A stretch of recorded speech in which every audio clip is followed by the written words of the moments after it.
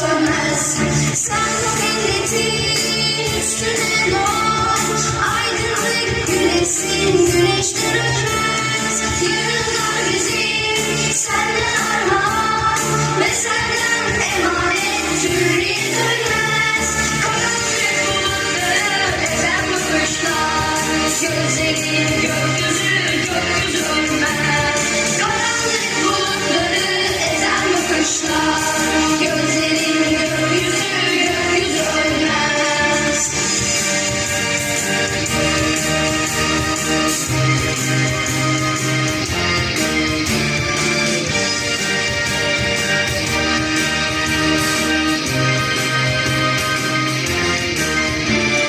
Fikirler ölmez, umutlar ölmez. Mustafa